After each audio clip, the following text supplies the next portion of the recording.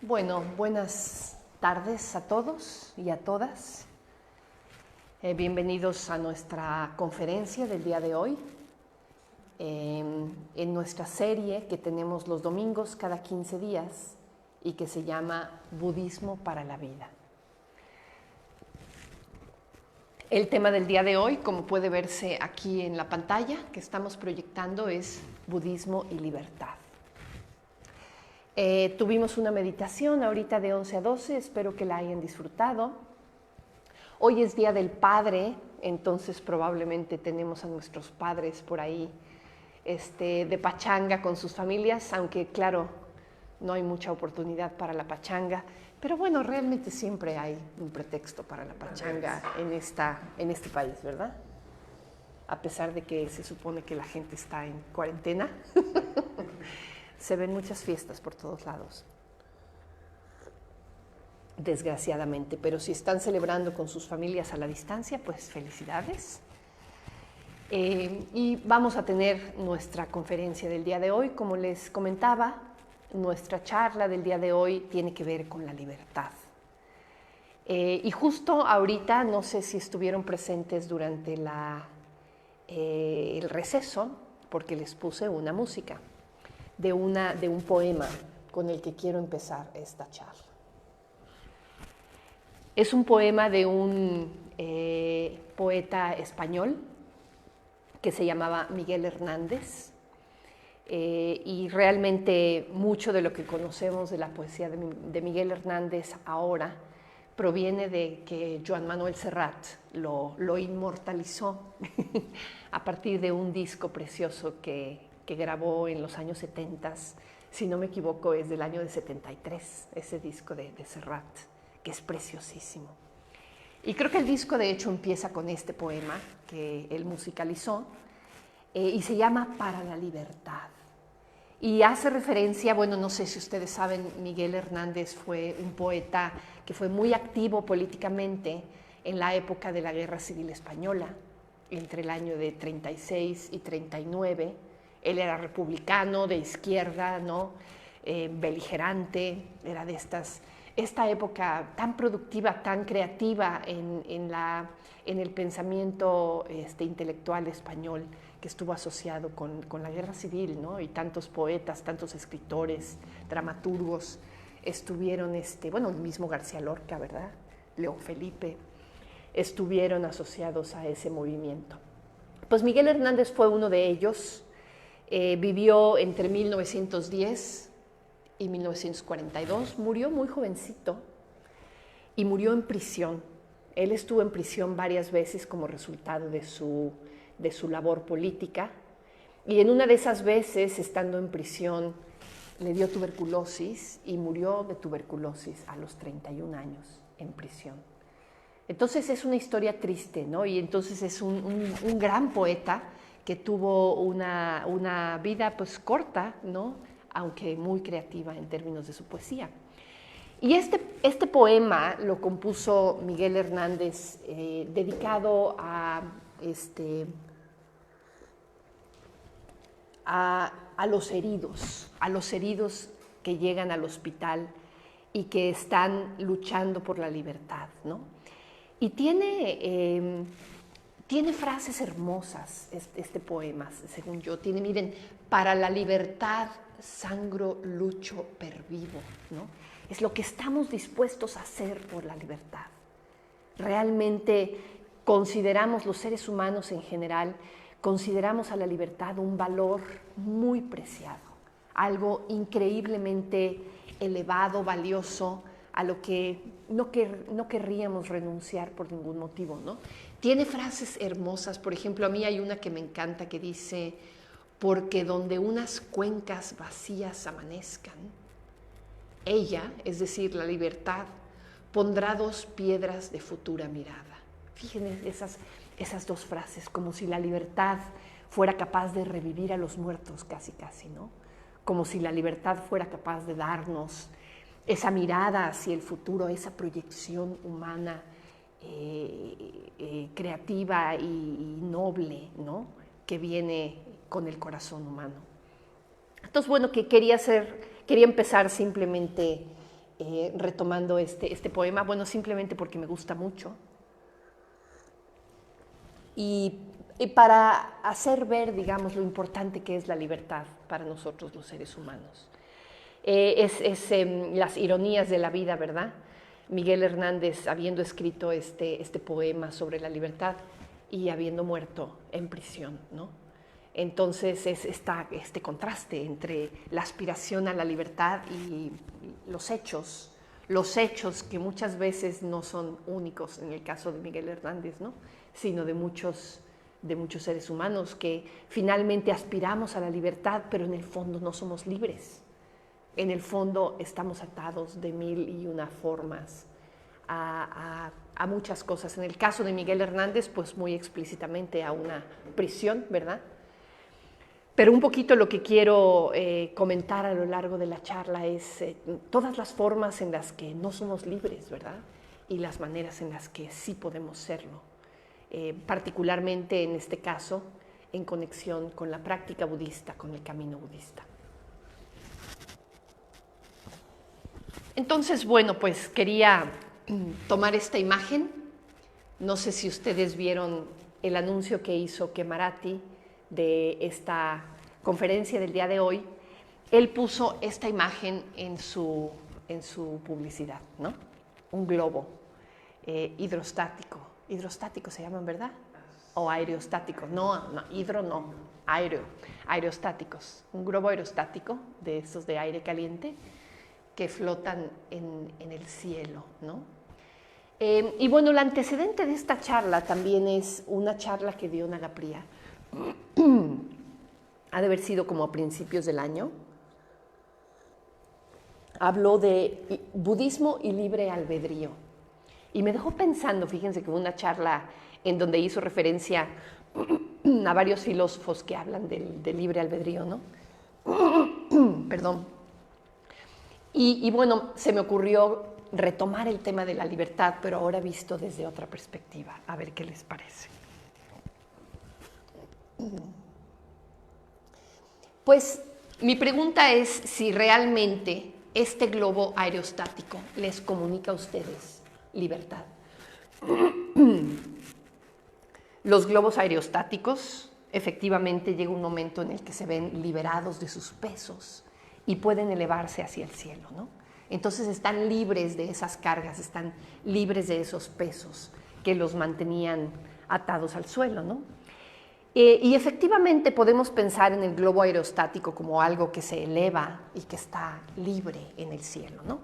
Pero si se fijan, el globo aerostático le puede pasar, sí, efectivamente puede subir al cielo por encima de la tormenta y está libre, pero puede estar también atado a las tormentas y realmente el globo no tiene libre albedrío.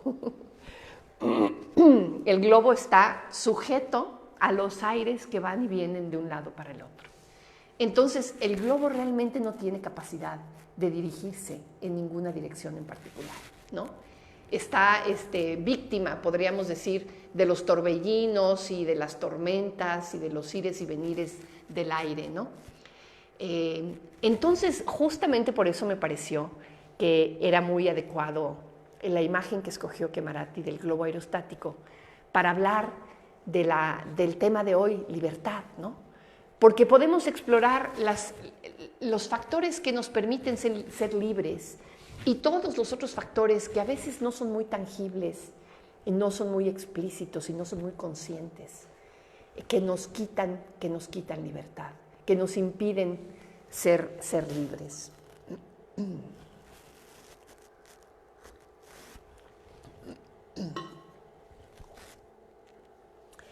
Y para empezar a hablar un poquito del tema de la libertad, como lo quiero abordar, les quiero platicar de mi sobrina Ana Paula.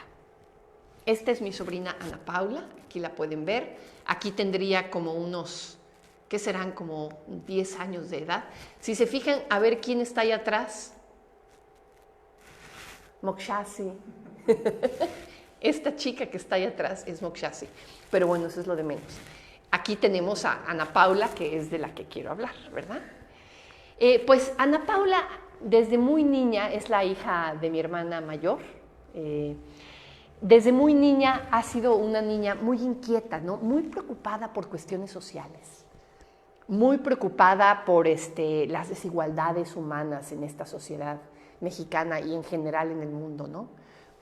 No nada más las desigualdades económicas, sino las desigualdades de oportunidades que hay en nuestra sociedad. Y por lo tanto, también desde muy jovencita, desde que estaba en la preparatoria, se involucró en proyectos de alfabetización. Estuvo alfabetizando durante sus vacaciones en el verano, se iba a alfabetizar a diferentes pueblos en Querétaro, en Puebla, en Oaxaca, organizados por la escuela en la que ella estaba, y se iban un mes y medio a estar ahí en contacto con señoras, con señores mayores que no sabían leer, pues enseñarles a leer, ¿no? Ella se daba cuenta que realmente la educación era una herramienta de libertad muy importante, que en la medida en que la gente tiene conocimiento, tiene la capacidad de leer, de informarse, tiene entonces la posibilidad de tomar decisiones más libres y decisiones que les lleven a vidas más plenas, ¿no? Y desde muy chiquita, yo me acuerdo de haber tenido esta conversación con ella cuando tenía 14, 15 años, ¿no? Hablando de esto, de cómo la educación para ella la veía como una herramienta fundamental de libertad. Y realmente siempre la manera en la que Ana Paula ha estado involucrada con estos temas de la lucha social realmente a mí me ha inspirado muchísimo. Aquí está ella, ahorita ella tiene como 26 años. Esta foto debe ser como de cuando tenía pues unos 20, ¿no? Ahí está con sus compañeros con los que fue a alfabetizar en un pueblo que se llama Ocomantla, en Puebla. Bueno, ¿a qué viene esta historia de Ana Paula? Pues Ana Paula me contó una historia de Lupita. Lupita es una mujer que nació en Ocomantla. Ocomantla es un pueblo pues relativamente pequeño, rodeado por zonas montañosas, zonas tropicales. Y Lupita de una familia pues relativamente humilde. Creció en una familia de 5 hijos. Lupita era la mayor, entonces pues fue a la primaria, ¿no? Aprendió a leer. Llegó el momento de entrar a la secundaria y pues no había realmente secundaria, entonces fue a la telesecundaria, ¿no? Iba en primero de secundaria, cuando resulta que su papá decidió irse a trabajar a Estados Unidos, porque se habla de que en Estados Unidos es el país de las oportunidades, ¿verdad? Como bien sabemos. Muchos trabajadores mexicanos deciden irse al otro lado a buscar fortuna. Entonces el papá de Lupita se fue al otro lado a buscar fortuna con la promesa de que una vez estando allá pues iba a ganar dólares y les iba a mandar dólares a la familia, ¿verdad? Pero ¿qué sucedió? Que el papá de Lupita se fue a Estados Unidos y nadie más nunca lo volvió a ver. Nunca mandó un solo dólar, ¿no? ¿Quién sabe qué fue de él? Se desapareció. Y el resultado fue que la mamá de Lupita se quedó en casa con 5 bocas que alimentar y sin ninguna entrada de dinero. Entonces lo que hizo la mamá de Lupita es que puso una cocina económica, se puso a cocinar y a vender comidas para las personas ahí en Ocomantla, ¿no? Obviamente necesitaba ayuda y ¿qué sucedió? Que le pidió a Lupita que dejara la secundaria y que le fuera a ayudar. Entonces ahí tienen a Lupita a los 13 años ayudándole a su mamá a cocinar y ya sin poder ir a la escuela para alimentar a sus 4 hermanitos y a los otros primos que ya habían heredado en la familia, ¿no? Esta es la historia de cuántas personas en México. Esta es la historia tan conocida, o sea, hagan de cuenta que les estoy narrando seguramente algo que todos ustedes ya han visto y han escuchado. Y además ya se sabe el final, ¿no? Porque ¿qué pasó con Lupita? Pues que pasó por ahí un chico de 16 años, se involucraron y tuvieron un hijo, Lupita a los 16 años embarazada. No, perdón, a los 14 años embarazó Lupita y tuvo un hijo, ¿no? Y al ratito pues otro, y al ratito otro, y antes de los 20 años ya tenía 4 hijos, y entonces su vida se convierte en eso, ¿no? Entonces mi pregunta es, ¿dónde está la libertad, verdad? Y un poquito la iniciativa de mi sobrina Ana Paula, al ver este tipo de situaciones, decía, si nosotros podemos llevar más educación a estos lugares, ¿no?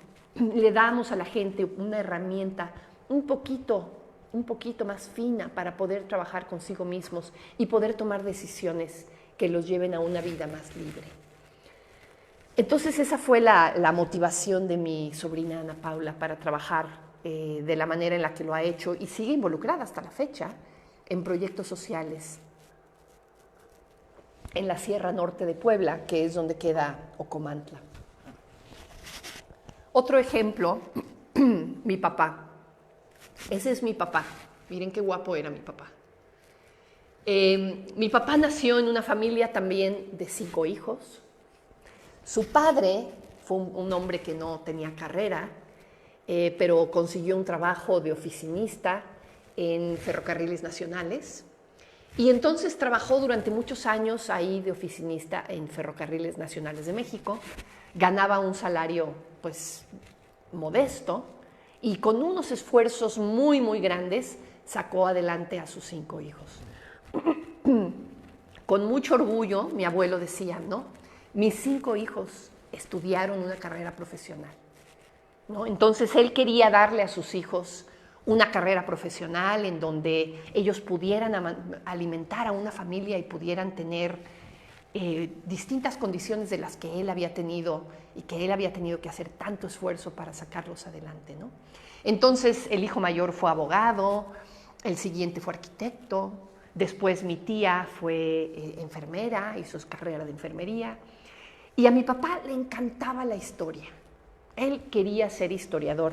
De hecho, tenía una fascinación un poquito rara por la figura de Agustín de Iturbide, no sé por qué razón. Le encantaba la historia de México, se sabe, bueno, hasta el momento en que murió realmente seguía estudiando historia y seguía siendo realmente un historiador, digamos, como autodidacta, impresionante. Entonces, a él le hubiera gustado estudiar historia. Pero su papá le dijo, no, mijito, ¿cómo crees que estudiar historia? ¿A quién se le ocurre eso? ¿Cómo vas a mantener una familia siendo historiador? No, búscate una carrera de hombrecito, bien. Entonces, pues mi papá decidió estudiar leyes, ¿no? Entonces mi papá fue abogado civil durante toda su vida, trabajó hasta el final. Un abogado muy entregado, muy activo, muy exitoso hasta donde yo alcanzo a ver, ¿no? Y estando en la Facultad de Derecho conoció a un amigo suyo muy querido que se llamaba Viviano, y pues Viviano resultó que era el hermano de mi mamá. Entonces Viviano le presentó a su hermana, Carmen, muy guapa, ahí está, ¿no? Y pues mi mamá se enamoró de Carmen y se casó con ella y tuvo 6 hijos con ella, y entonces pues aquí estoy, yo soy una de ellos, ¿no? Entonces esa es así como que la vida de mi papá, que estuvo marcada, fíjense, estuvo marcada por una falta de libertad. Él no tuvo la libertad de estudiar historia, no tuvo la libertad de decidir qué hacer con su vida profesional, ¿no?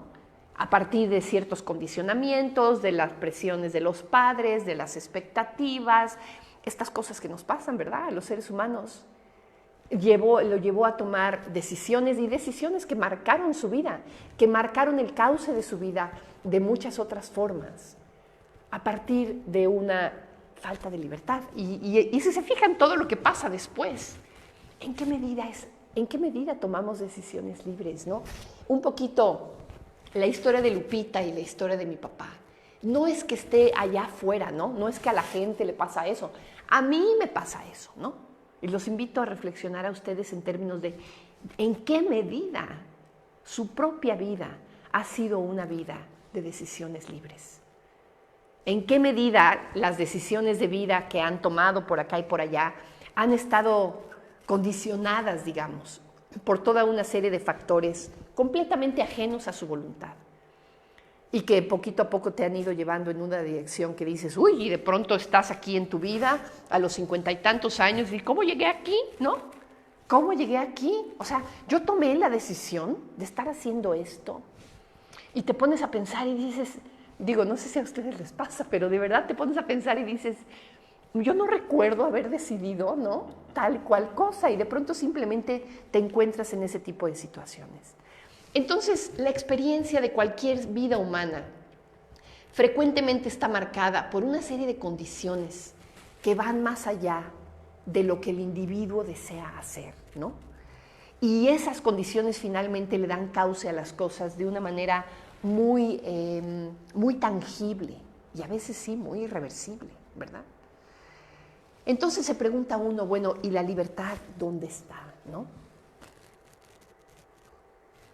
¿Dónde está la libertad? Aquí me encontré una definición de libertad que me parece que está bonita. La libertad es la facultad del ser humano que le permite decidir llevar a cabo o no una determinada acción según sus capacidades y su voluntad. Entonces, la capacidad de elección, digamos, la capacidad de elegir hacer algo o no hacerlo, a partir de mis capacidades, de mi decisión y de mi voluntad. Aquí el tema de la voluntad es obviamente muy central, ¿no? ¿Qué es lo que yo quiero? ¿Qué es lo que yo quiero hacer? Pues la capacidad de hacer lo que yo quiero. Esa es la libertad. De manera, digamos, muy simplista. Obviamente,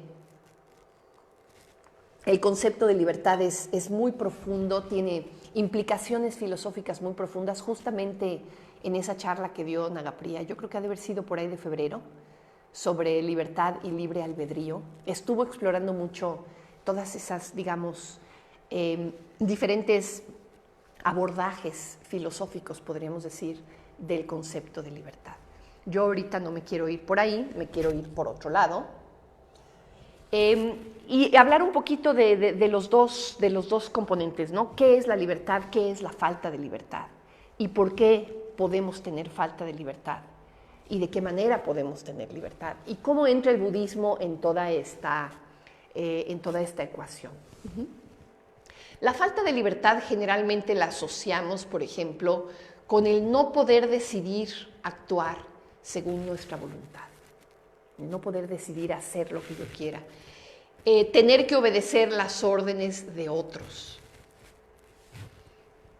estar limitado en tus movimientos. Ahorita, por ejemplo, que estamos encerrados en nuestras casas como resultado de la contingencia sanitaria, nos sentimos, ¿verdad? Sentimos la falta de libertad. No podemos movernos, no podemos hacer lo que queramos, no podemos ir a casa de nuestros amigos a tomar café, no podemos salir con nuestros papás a tomar, a comer juntos en un restaurante, no podemos hacerlo, no podemos ir al cine, ¿verdad? No podemos hacer lo que en otra situación querríamos hacer. Entonces, estar limitados en nuestros movimientos, fíjense, ahorita lo estamos viviendo muy de cerca y nos damos cuenta del reto que representa, ¿verdad? El reto que representa. Estar coartado en nuestra capacidad de expresión verbal, pero también nuestra capacidad de expresión en otros contextos, nuestra capacidad incluso de expresión creativa, por ejemplo, ¿no? Entonces, pues, estas son algunas de las maneras en las que concebimos la falta de libertad. Y generalmente, si yo veo esta lista, digo, fuera de que ahorita estamos encerrados en nuestras casas, pero obviamente es una situación que esperemos que tenga su fin en algún momento. Como que yo pienso que esto no se aplica a mí, ¿no? Como que yo pienso, no, pues yo sí soy libre. Yo sí tengo la capacidad de decidir, yo sí puedo, no necesito obedecer las órdenes de nadie, ¿no? Estaba yo pensando en otra forma de falta de libertad. Fíjense, ahorita yo tengo una hermana que está enferma y mi cuñado ahí está con ella, ¿no? Cuidándola. Sus hijas, pues justamente mi sobrina Ana Paula y su hermana, ahí están cuidándola. Y es, ¿qué falta de libertad implica eso, no? a la hora que tienes una condición así en tu familia, que tienes una persona que necesita de ti. No es que estés, digamos, teniendo que obedecer sus órdenes, pero de alguna manera la vida te pone de pronto en una situación que demanda de ti algo que seguramente preferirías no estar haciendo. Seguramente mi cuñado preferiría estar hoy viendo su partido de fútbol en la tele y está en el hospital con mi hermana, ¿no? Entonces, esa forma, estaba yo pensando en esa forma de falta de libertad en la que todos nos hemos encontrado en uno u otro momento también, ¿no? Entonces, bueno, pues ahí están estas situaciones.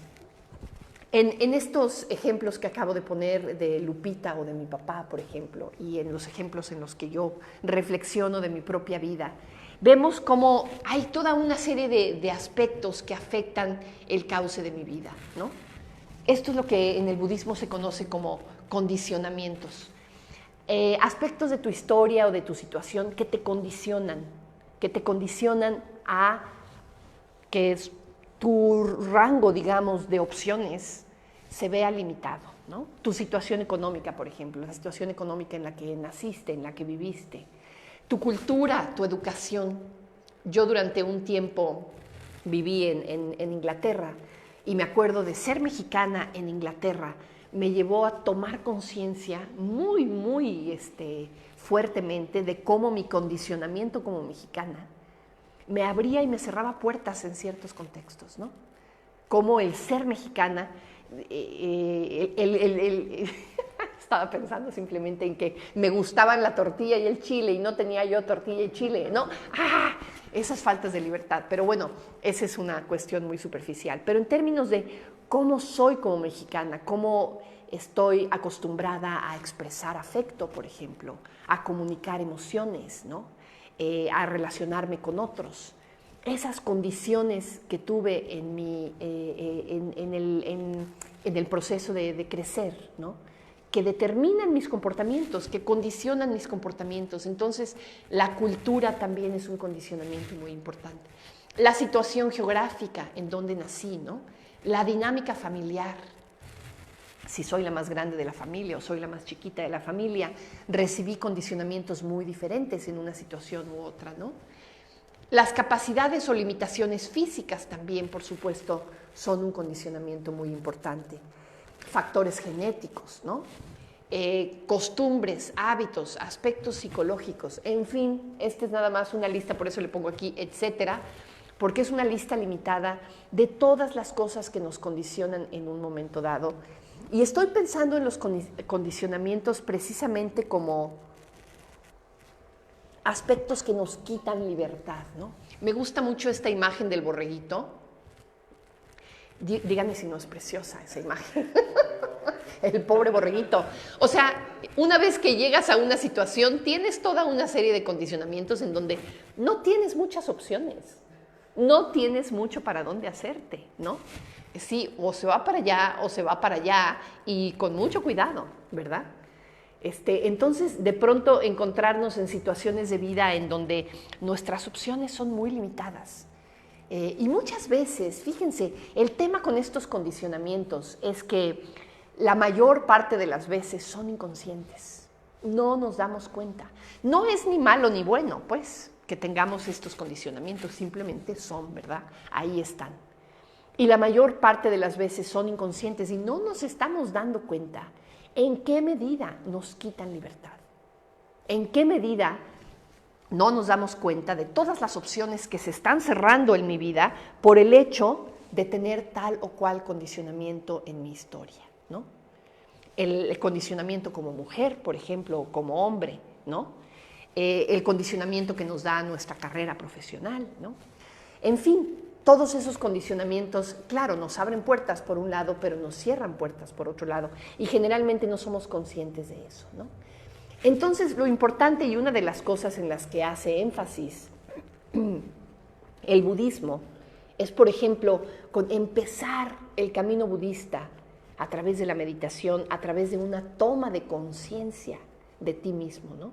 Esta meditación que hicimos hace un segundo con Kemarati, atención plena a la respiración, es una meditación que te permite empezar a conocerte, te permite empezar a verte empezar a ver cómo funcionas, empezar a ver con qué lógica tomas decisiones, empezar a integrarte en ese sentido.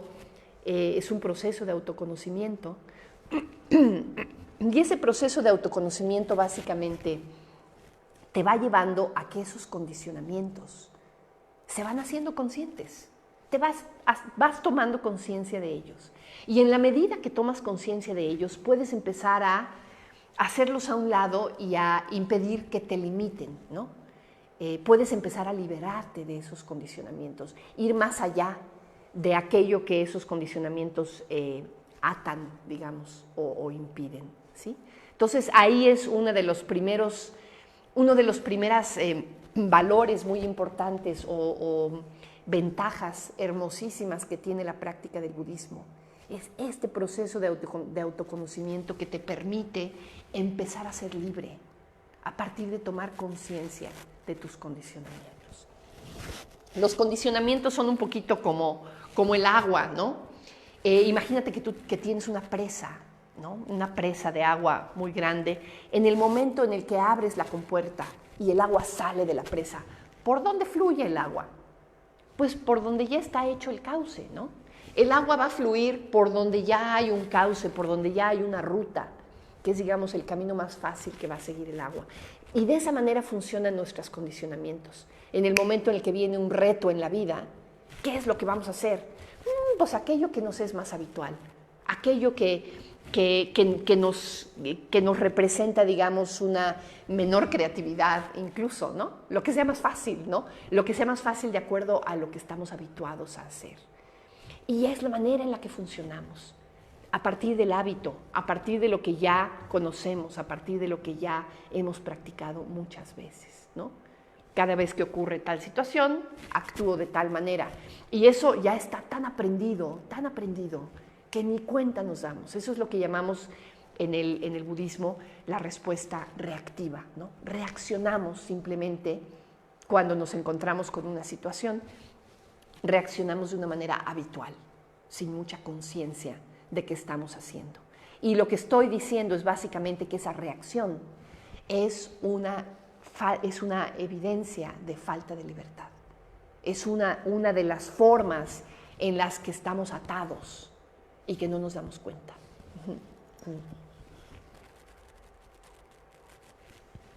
Entonces, bueno, quiero comentar estas 3 maneras en las que podemos explorar desde la perspectiva del budismo esta falta de libertad. Entonces, una de ellas es esta que acabo de mencionar, ¿no? Los condicionamientos con los que crecimos y que informan mis decisiones inconscientes, ¿no? Inconscientemente tomo decisiones informada por estos condicionamientos. Y como decíamos, desde la perspectiva del budismo, una manera de lidiar con esto es una toma de conciencia, un autoconocimiento, un empezar a indagar nuestras motivaciones más profundas y poquito a poco empezar a tomar conciencia de esos condicionamientos y poder actuar de otra manera. Y quiero explorar otras 2 formas en las que podemos entender la falta de libertad desde el budismo.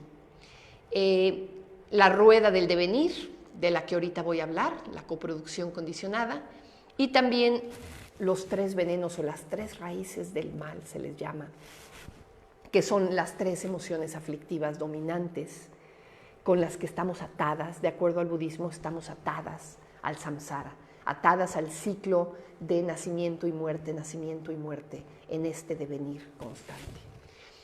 Y bueno, por supuesto, vamos a hablar de las correspondientes maneras de concebir al Dharma, al budismo, como un sendero de libertad, como un sendero que nos ayuda a salir de estos condicionamientos, como ya lo vimos en este primer caso. Entonces, la rueda del devenir. Fíjense, no sé si han visto esta imagen de la rueda del devenir. Le llamamos Bhava Chakra. Bhava Chakra. Chakra significa rueda, Bhava significa devenir o llegar a ser.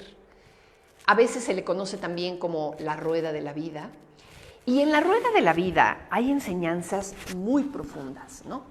Es un símbolo muy vasto, es un símbolo muy complejo, entonces obviamente no lo voy a explorar a fondo. A veces hemos hecho cursos de varias sesiones, de semanas, en donde estamos explorando la rueda de la vida, así es que no pretendo que en 20 minutos la vamos a poder explorar a fondo, ni mucho menos, ¿no? Pero vamos a ver algunos detalles que son importantes. El budismo nos habla explícitamente de cómo los condicionamientos dictan nuestras vidas. Y esto está expresado en la rueda de la vida, particularmente en el círculo externo que encontramos hasta acá, en donde tenemos todas estas imágenes, ¿no? También vamos a hablar más adelante del círculo más interno, en donde tenemos representados justamente a estos 3 venenos que acabo de mencionar. Entonces vamos a ver primero brevemente el tema de del círculo externo, de cómo estamos atados a ese círculo externo, a ese estar dando vueltas en el samsara, pero también cómo hay oportunidades de libertad en el contexto de ese círculo, ¿sí? Este círculo externo representa la coproducción condicionada, representa el hecho de que todo surge en dependencia de condiciones, ¿sí? Representa esto que los budistas llamamos pratitya samutpada, la coproducción condicionada. En dependencia de un evento surge el siguiente. Todo surge en dependencia de condiciones. Un fenómeno emerge a partir de que hay una serie de condiciones que determinan su surgimiento, y en el momento en el que esas condiciones desaparecen, el fenómeno cesa. Y todos los fenómenos están sujetos a esta ley. No hay nada que se salga de este huacal, ¿no? Se dice que esta fue, digamos, la realización profunda del Buda en el momento en el que se iluminó. El darse cuenta de la profundidad y de las implicaciones y de la complejidad de esta ley, digamos, o esta regularidad, esta forma en la que funciona el universo, en la que funciona la realidad. Y el Buda lo plasmó, al menos en el sentido, en cierto sentido, obviamente la coproducción condicionada tiene muchísimas aristas y muchísimas derivaciones, pero en esta rueda de la vida, el Buda lo planteó en términos de cómo a partir de una vida humana surge la siguiente, ¿no? De cómo estamos, digamos, condicionados por nuestra vida previa. Ustedes saben que en el budismo se cree en el renacimiento. Entonces, una vez que esta conciencia deja este cuerpo, hay algo que continúa y que se expresa en una vida siguiente, ¿no? Esta vida, de alguna manera, condiciona el surgimiento de una vida próxima o de unas vidas próximas, ¿no? Entonces, hay este constante devenir en el contexto del budismo. Y de lo que habla la rueda de la vida en su círculo más externo es de cómo se da ese proceso de condicionalidad entre una vida y la siguiente particularmente, ¿sí? Entonces aquí tenemos una serie de dibujitos que no voy a ver con detalle. Tenemos aquí a un ciego. Este ciego representa la ignorancia. Aquí tenemos a un alfarero construyendo su cerámica en un torno. Este alfarero representa las voliciones, los samskaras, los condicionamientos kármicos, digamos. Las formaciones kármicas se llaman. La conciencia, el organismo psicofísico, los 6 sentidos, en fin. Hay toda una serie de imágenes que buscan representar ciertas categorías, digamos, que el budismo reconoce y que conforman nuestra experiencia, ¿sí? Entonces, aquí están puestas con sus nombres, no con sus dibujitos, pero justamente aquí tenemos al ciego, que representa la ignorancia, al alfarero, que representa las formaciones kármicas o los hábitos. Precisamente esas formaciones kármicas son esos surcos habituales que probablemente llevamos repitiendo desde muchas vidas, desde las vidas anteriores, ¿no? Y que se traducen en una vida presente. Entonces, fíjense aquí, este circulito lo tenemos dividido en estos 12 eslabones que están por aquí por fuera, pero estos 12 eslabones corresponden algunos a una vida anterior, otros, todos estos, corresponden a la vida presente en la que estamos, y a partir de esto va a venir una vida siguiente, ¿sí? Esto es, en términos esquemáticos, más o menos lo que plantea la rueda de la vida en su círculo externo. Y aquí lo que podemos ver es, no sé si alcanzan a leer ahí, dice en verdecito, dice fase causal, fase resultante. Fase causal, fase resultante. Básicamente, aquí se ve mejor. Básicamente lo que nos dice, no, pero déjenme irme para acá, porque aquí es donde se ve, ¿no?, la vida siguiente. Es decir, independientemente de que creamos en el Renacimiento, no creamos en el Renacimiento, si existe o no existe, ahorita no quiero entrar, digamos, como que en esa discusión, pero básicamente lo que dice esto es que las situaciones del pasado condicionan de manera muy fuerte la experiencia presente, ¿sí? Y la experiencia presente va a condicionar muy fuertemente la experiencia futura, ¿sí?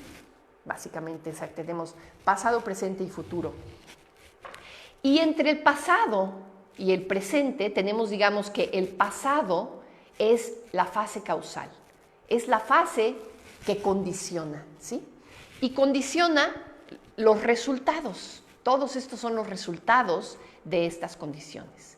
Entonces, a partir de que en el pasado hubo ignorancia, a partir de que en el pasado hubo unos ciertos hábitos que estuvieron impulsados muy fuertemente, esto condiciona todo este resultado, condiciona que tenemos una cierta conciencia, un organismo psicofísico, órganos sensoriales, contactos, sensaciones. Todo esto es resultado de lo que sucedió en el pasado. Entonces, todo esto de alguna manera lo heredamos, ya llegamos y ahí está, lo tenemos.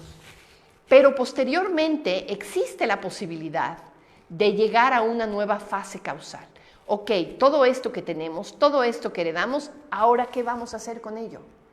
¿Qué vamos a hacer con ello? Lo que nos dice el Dharma es que generalmente lo que hacemos con ello es simplemente regresamos al hábito. Y simplemente a partir de una sensación agradable, por ejemplo, surge deseo.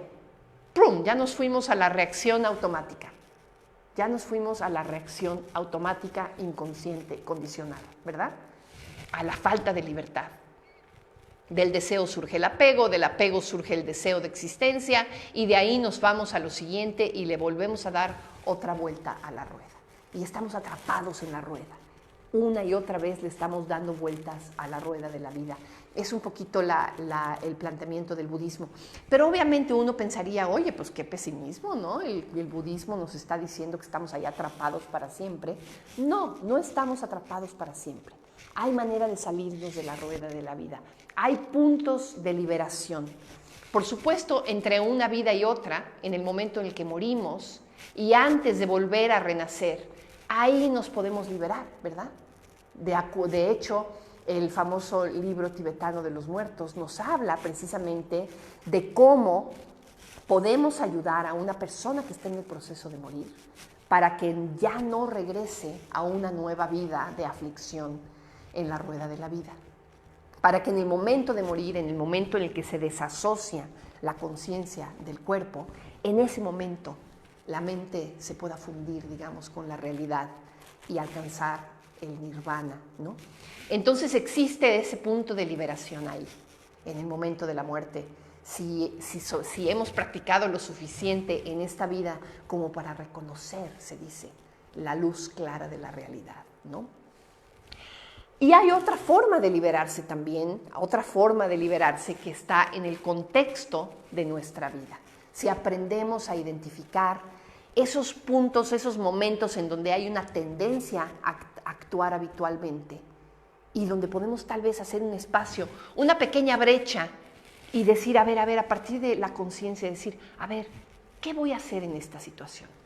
¿Cuál es la mejor forma en la que puedo actuar en esta situación? ¿No?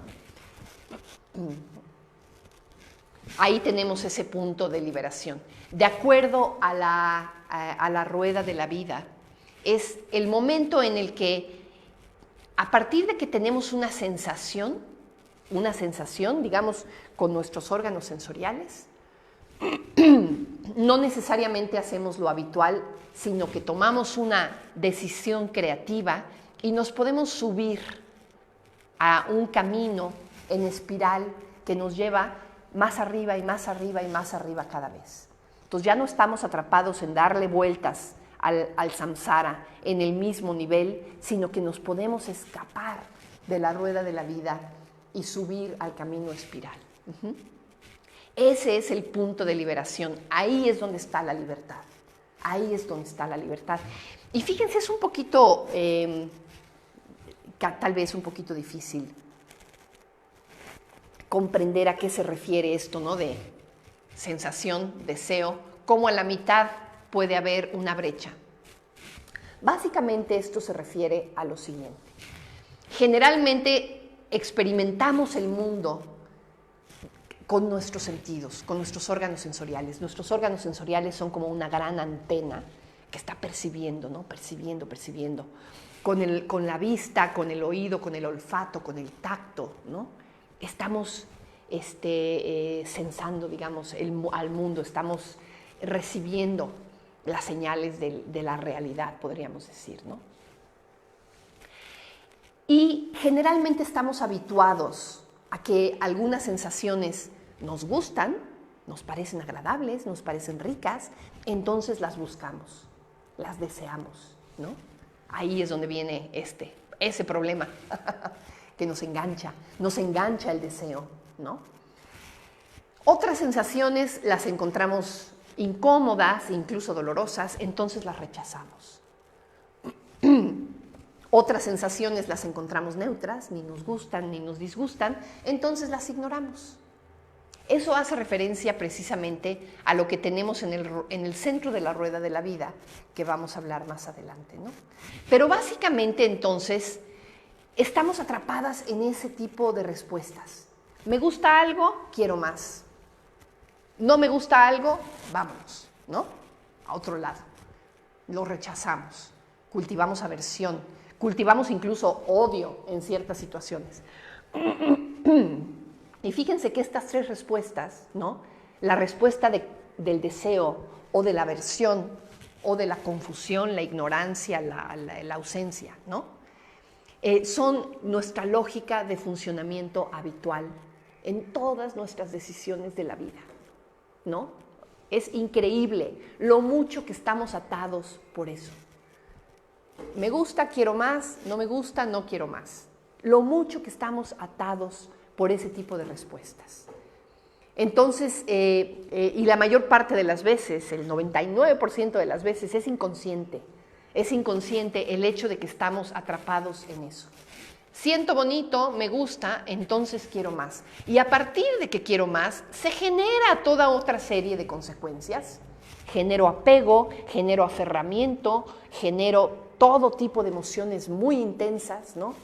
Y a partir de eso le damos vueltas y vueltas a la rueda de la vida.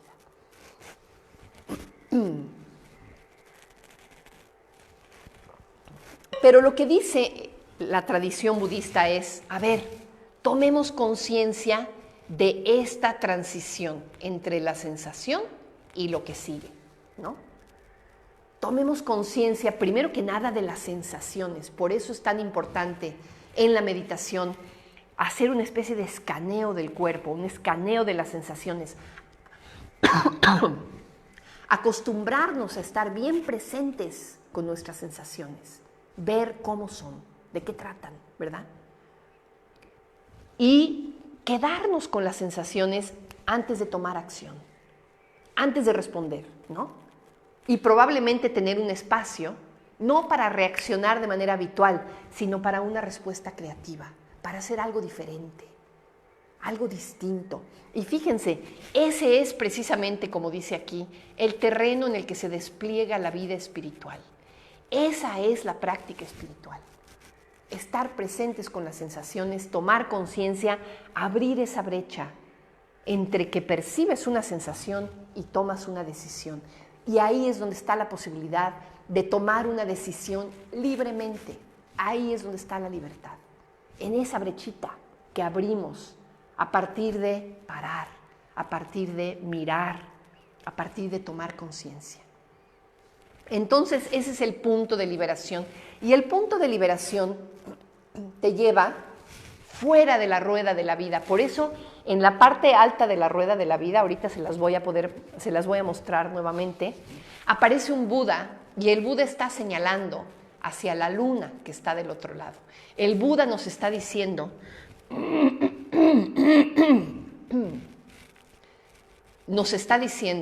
hay manera de salir de la rueda de la vida. Hay manera de escapar y de llegar a la iluminación. Entonces, este es el punto de liberación que nos permite subir en un camino espiral. Este camino espiral que te va llevando cada vez más arriba, cada vez más arriba, cada vez más arriba. Y ese camino espiral, así como la rueda de la vida tiene 12 eslabones, 12 pasos, digamos, es una manera simplificada que utilizó el Buda para representar este proceso complejísimo, ¿no? En el cual estamos ahí dando vueltas, ¿no? También hay 12 eslabones en el que el Buda simplificó también este proceso de crecimiento hasta la iluminación que está ahí, ¿no? Esos 12 eslabones son estos que aparecen aquí. El primer eslabón el primero es dukkha, sufrimiento, insatisfacción. Después surge fe, alegría, arrobamiento, serenidad, felicidad, concentración, visión de las cosas como realmente son, repulsión, desapasionamiento, liberación. Hasta aquí está la liberación. Fíjense, esa liberación, esta libertad de la que estamos hablando, aquí ya estamos hablando de libertad, en otro nivel en otro orden de magnitud, ¿no? Aquí estamos hablando de la liberación equivalente a la iluminación. Esta es la liberación que es equivalente a la iluminación. Y conocimiento de la destrucción de las aflicciones que tenemos hasta acá, ¿no? Se los leí porque supongo que está muy chiquita la imagen, que no se alcanzan a ver. Y probablemente ahorita no nos interesan tanto los que están al final, pero podemos empezar con ¿no? ¿Por qué es que el camino a la liberación empieza con dukkha, empieza con el sufrimiento, empieza básicamente con tomar conciencia de cómo es que sufrimos, de cómo es que nos sentimos insatisfechos con las cosas como son en nuestra vida, ¿no? A eso se refiere este primer paso. Y fíjense qué interesante, ¿no? Que para poder salir de la rueda de la vida, para poder salir de samsara, de estar dando vueltas en ese devenir y una y otra vez, ¿no? Morir y nacer, morir y nacer, morir, nacer, sufrir, morir, nacer, sufrir, ¿no? Ahí estamos, eso es lo que representa el samsara. La manera de salir del samsara es, primero que nada, darte cuenta de lo insatisfactorio que puede ser estar atrapado aquí. Sensación, respuesta automática. Sensación, respuesta automática. Sensación, respuesta automática. Lo insatisfactorio que puede ser eso. Contactar ahí con esa insatisfacción. Y ahora que contactas, que realmente conectas con la insatisfacción, entonces puede surgir algo nuevo. Puede surgir una visión de que hay salida. De que hay salida, y eso es lo que conocemos como la fe o la confianza de que se puede hacer algo diferente, de que no necesariamente tenemos que estar atrapados en el remolino, que se puede hacer algo diferente. Esa fe, por supuesto, nos da alegría, y esto permite que entremos, estas 3, 1, 2, 3, 4, tienen que ver con estados meditativos, ¿no? Esta alegría, esta fe, nos conectan con la posibilidad de trabajar con nuestra mente a nivel meditativo y de poco a poco ir empezando a ver las cosas como realmente son, ¿no? Ahí, en esta parte, en ese vínculo, en ese eslabón número 8, es donde se dice que el practicante entra a la corriente del Dharma. Esa entrada a la corriente, de la cual ahorita voy a hablar con un poquito más de detalle, ¿no? Esa entrada a la corriente, se dice, es el momento en el que la inercia de la práctica ya es lo suficientemente fuerte como para que sea irreversible. Este es el momento de la irreversibilidad. Se dice que a partir de entrar a la corriente, a partir de que realmente tenemos una cierta percatación, un cierto nivel de insight en las cosas como realmente son, a partir de ese momento ya no regresas, ya no puedes caer, digamos, en el samsara nuevamente. Ya el camino hacia el nirvana está asegurado. Ya no hace falta incluso hacer esfuerzo. Ya solita, la inercia, solita, la corriente te lleva. Pero bueno, probablemente estamos todavía muy lejos de ahí. Y a partir de ese momento de percatación, todavía faltan algunos pasos antes de llegar a la liberación, que es la experiencia de la iluminación, ¿sí? Pero empezamos por acá, empezamos por esa pequeña liberación chiquita que se abre en el momento en el que desde la sensación decidimos tomar un respirito, un momento de conciencia y poder hacer algo diferente, ¿no? En ese pequeño momento de conciencia muchas veces es ahí donde conectamos con dukkha, con la insatisfacción.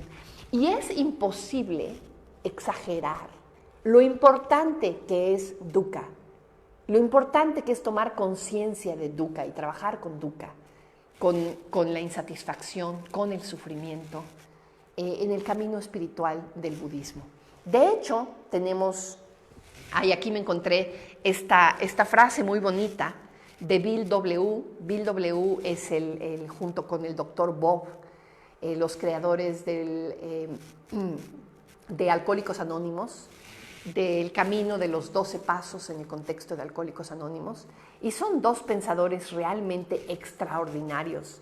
Y es increíble encontrarte como hay muchas ideas y muchas frases y muchas propuestas del programa de Alcohólicos Anónimos que tienen tanto en común con esta visión del Dharma, ¿no? Y aquí lo que dice Bill W. es: el dolor es la piedra angular del crecimiento espiritual. Ahí se reconoce también de cómo el dolor y cómo el sufrimiento son condiciones muy importantes, condiciones previas que nos pueden permitir despegar, que nos pueden permitir empezar a crecer, ¿sí? Y en el contexto del budismo, pues está dicho esto de manera muy explícita en esta primera enseñanza del Buda, que se conoce como las 4 nobles verdades, ¿no? Cuando el Buda se dio cuenta, cuando el Buda alcanzó el estado de iluminación, lo trató de comunicar a otros, y la manera en la que lo comunicó por primera vez está en esta enseñanza que habla de las 4 nobles verdades. La primera verdad nos dice que existe el sufrimiento, ¿sí? Que existe. La palabra sufrimiento puede ser un poquito fuerte, tal vez sea más útil hablar de insatisfacción, irritación, imperfección, ¿no? Que muchas veces nos quedamos con la palabra dukkha, porque la palabra dukkha significa todas esas cosas, ¿no? Entonces, la verdad de dukkha, la vida humana viene acompañada necesariamente de la experiencia de dukkha. Ahí va a estar, ahí va a estar. Ahora, una cosa muy importante, dukkha, como todo, surge a partir de condiciones. Dukkha tiene su origen en el deseo, la avaricia, la codicia, en algo que en el budismo se nombra como la sed. Tenemos esa sed. Y precisamente en la rueda de la vida, despuesito de que viene la sensación, despuesito viene el deseo, viene sed. Entonces ahí estamos hablando precisamente de esta sed, de ese deseo, que de alguna manera es esta búsqueda de algo placentero, esta búsqueda de algo que nos dé como un alivio, ¿no? Pero el problema, de acuerdo a la tradición budista, es que estamos buscando ese alivio al sufrimiento de la manera equivocada. Estamos buscando ese alivio al sufrimiento a partir de desear, a partir de agarrarnos Y eso lo único que sucede es que genera más sufrimiento. Entonces este es el sufrimiento que tenemos ahí, ¿no? El sufrimiento que nosotros creamos. Sí, el sufrimiento tiene un origen y su origen está en nuestras propias formas de actuar, en nuestras propias maneras de querer agarrarnos de cosas de las cuales realmente no nos podemos agarrar por su propia naturaleza, ¿no? Entonces ese es el origen del sufrimiento. Ahora, como todo, en el momento en el que cesan las condiciones que dan origen al sufrimiento, en ese momento cesa el sufrimiento. Esas son las buenas noticias. Esa es la libertad en el budismo. Esa es la liberación.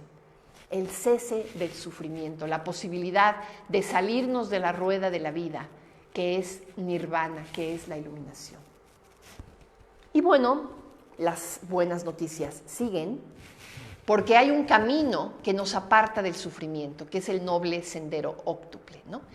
Del cual ahorita no voy a hablar mucho, pero es básicamente un camino en el que practicamos la ética, practicamos la meditación, cultivamos activamente la sabiduría, la visión de las cosas como realmente son, y a partir de ir caminando por este sendero se puede alcanzar el cese del sufrimiento.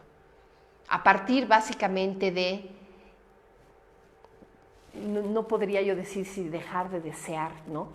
De liberarnos del deseo neurótico, básicamente liberarnos del deseo neurótico. Esa es la liberación del sufrimiento, ¿sí?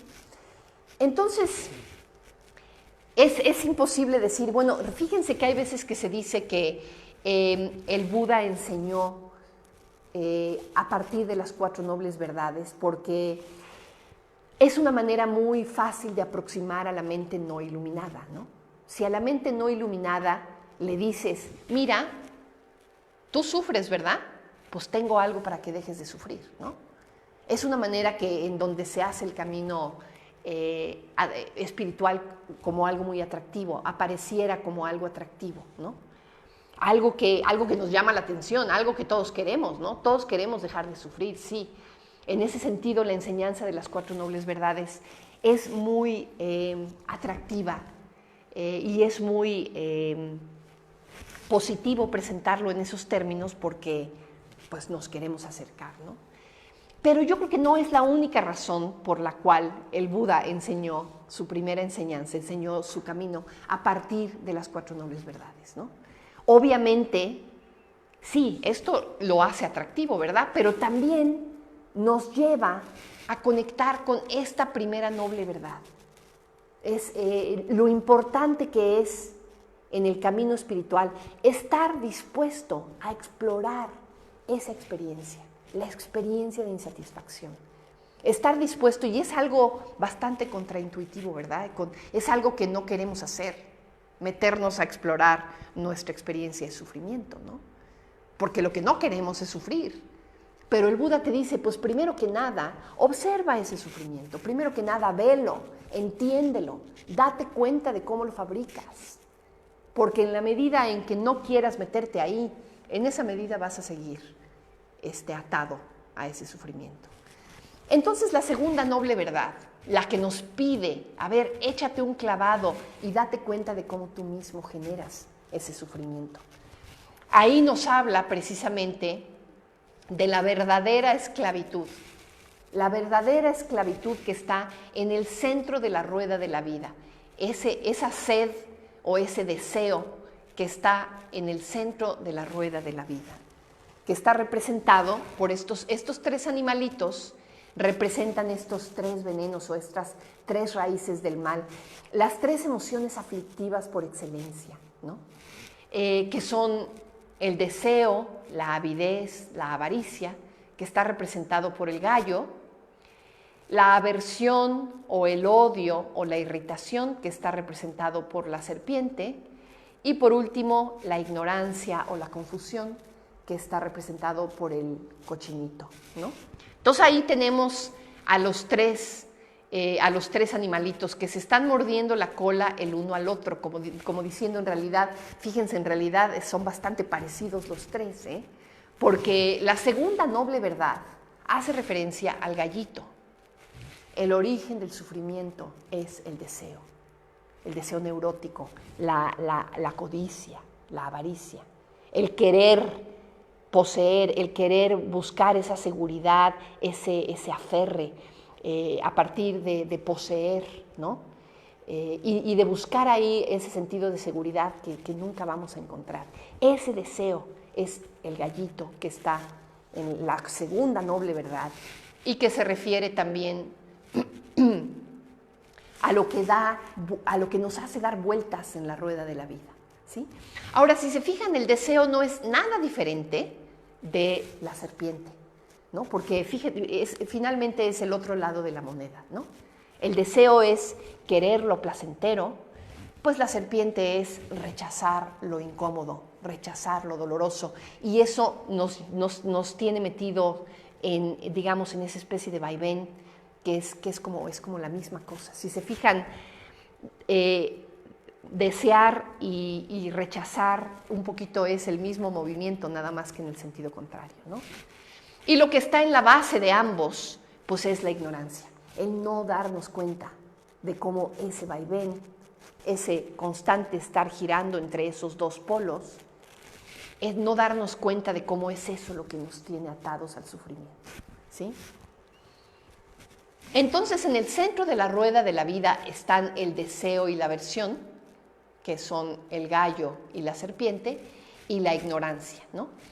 El estado de no iluminación implica no poder ver las cosas como son, no poder ver que el deseo y la aversión nos están llevando al sufrimiento, el no poder ver que no tiene ningún sentido apegarte a cosas que de entrada son insubstanciales e insatisfactorias y impermanentes, que no te van a dar un sentido último de seguridad. Al no ver eso, estamos atados a la rueda de la vida. Entonces tenemos estos como dos velos que ciegan nuestra visión. El velo en el que vemos las cosas a partir de nuestros propios deseos. Vemos las cosas en la medida en que nos pueden gratificar. Entonces las vemos a partir, aquí estamos viendo a través de un velo, y cuando vemos a través de un velo, pues no vemos con claridad.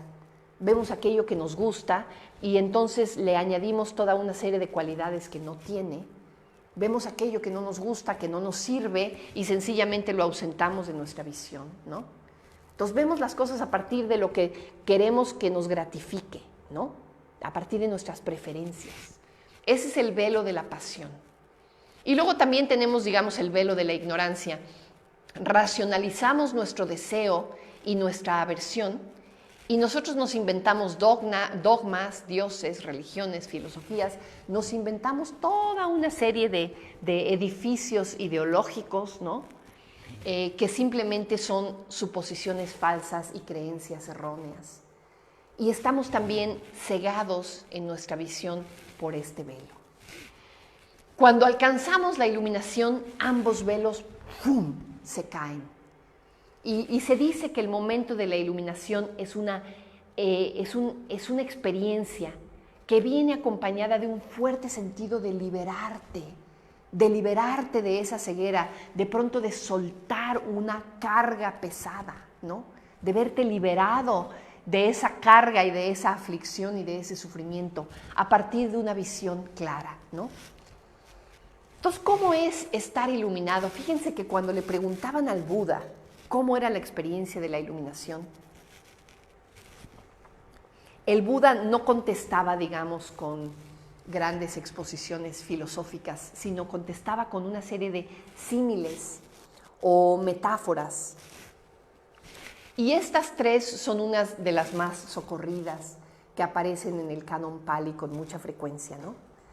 Iluminarte es como deshacerte de un gran peso.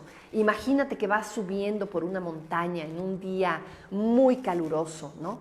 Un camino lleno de piedras, ¿no? Y tú vas cargando un peso así como que gigante, gigante, gigante. Imagínate que de pronto puedes bajar ese peso de tu espalda y ¡flash!, ponerlo en el piso y liberarte de ese peso. Dice el Buda, así es iluminarte. Es como liberarte de ese gran peso. También te dice, imagínate que estás bajo el peso, bajo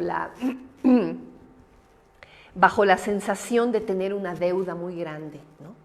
te prestaron dinero y tienes una deuda que tienes que pagar y estás a punto de que empiece a perseguirte la policía porque no has pagado la deuda y con ese temor terrible de tener una deuda gigantesca, ¿no? Y de pronto te ganas la lotería y puedes pagar esa deuda. Esa liberación que puede venir después, ¿no? Y el que más me gusta es este, ¿no? El ser liberado de una prisión.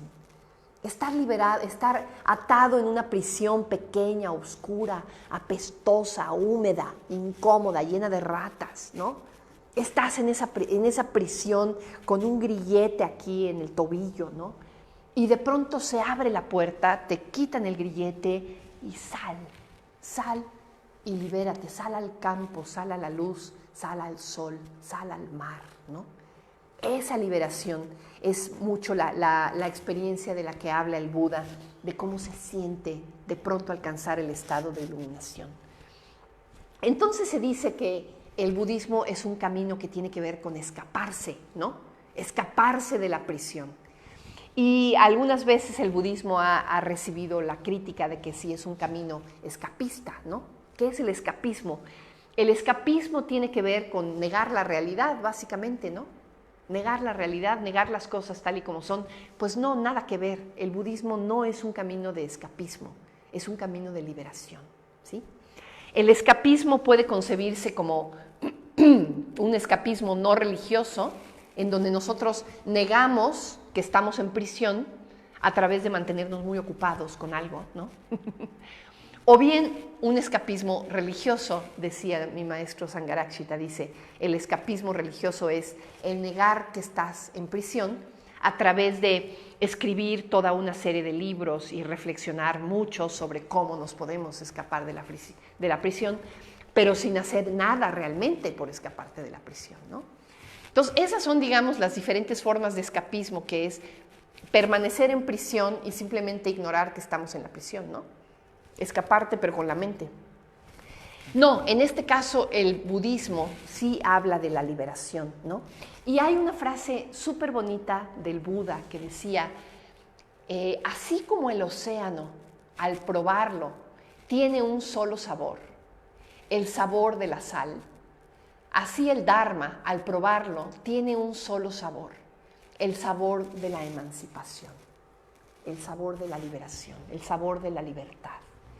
Entonces el Dharma es muy curioso porque cuando piensas en el mar, efectivamente, si vas a Veracruz o si vas a Acapulco o si vas a Baja California o si vas a la Patagonia o si vas a Noruega y tú pruebas el mar, sabe igual, ¿no?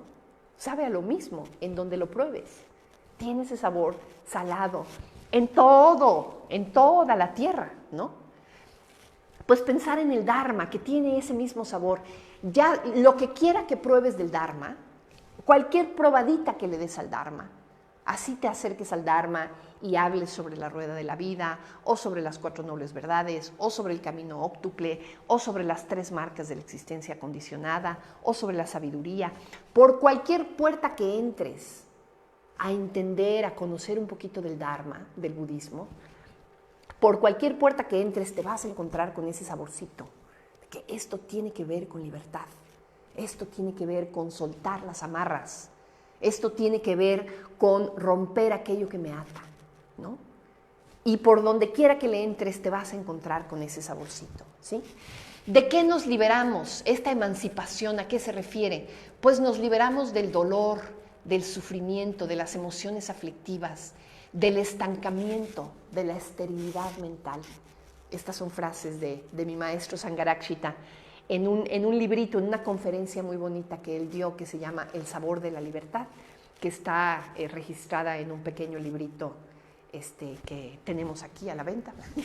Bueno, ahorita no, porque estamos cerrados, pero El sabor de la libertad, de hecho lo puedes bajar de la red porque creo que está gratuito, ¿verdad, Paul? ¿No? Por ahí anda ese libro gratuito. Tiene una conferencia muy bonita que se llama El sabor de la libertad, que empieza justamente con esta reflexión. De hecho, muchos textos hablan de la iluminación, del despertar, exclusivamente en esos términos, en los términos de la liberación o la emancipación. La palabra en sánscrito que se usa es vimukti, vimukti, que significa libertad, que significa ese soltar, esa emancipación final que es la liberación. Y aquí estamos hablando entonces de una libertad con mayúsculas. No es, digamos, la libertad cotidiana que tenemos aquí en nuestro día a día. Estamos hablando de la libertad, ¿no? Esa es Vimukti, esa es la iluminación, la liberación final, ¿sí? También se le llama Vimoksha y también se le llama Moksha. Estábamos hablando el otro día de cuál era la diferencia entre estos tres términos. Y hasta donde estuve investigando, se usan de manera intercambiable, tal cual, igual. Moksha, nosotros tenemos a una miembro de nuestra orden que se llama Mokshasi, a quien muchos de ustedes conocen, que hace ratito mencioné. Justamente el nombre de Mokshasi hace referencia a la liberación. Entonces, hay muchos miembros de nuestra orden como Mokshananda, Moksha Gandhi, Vimala Moksha, de estos nombres que nos ponen a nosotros cuando nos ordenamos, ¿verdad? Y muchos miembros de nuestra orden tienen en su nombre esta palabra, o incluso esta, Vimukti, que hace referencia a la liberación que es la iluminación, ¿sí? Entonces, bueno, pues todavía tenía 2 o 3 cositas que comentarles, pero ahí lo voy a dejar, porque ya es un poquito tarde. A lo último que quería mencionar es que esta liberación final, esta liberación que es Vimukti, la liberación que es equivalente al despertar, solamente el verdadero individuo puede probar este sabor de la libertad. Y el camino del Dharma, el camino del budismo, es un camino que nos va llevando poquito a poco a convertirnos en verdaderos individuos conscientes, despiertos, que somos capaces de expresar y de ser seres humanos en su versión más perfecta, en su versión más elevada. Esa es la libertad a la que te da acceso el budismo. Esa es la verdadera liberación. Entonces, pues muchas gracias por venir, muchas gracias por acompañarnos. Hasta aquí dejamos la conferencia del día de hoy. Y ahora nos toca el aplauso. Bravo. Muy bien. Pues muchas gracias. No sé si hay por ahí preguntas o comentarios o ya cerramos, ¿verdad? Bueno, pues muchas gracias por habernos acompañado. Te deseamos que tengas muy buena tarde y nos vemos mañana en nuestro curso sobre los 5 pasos hacia la iluminación.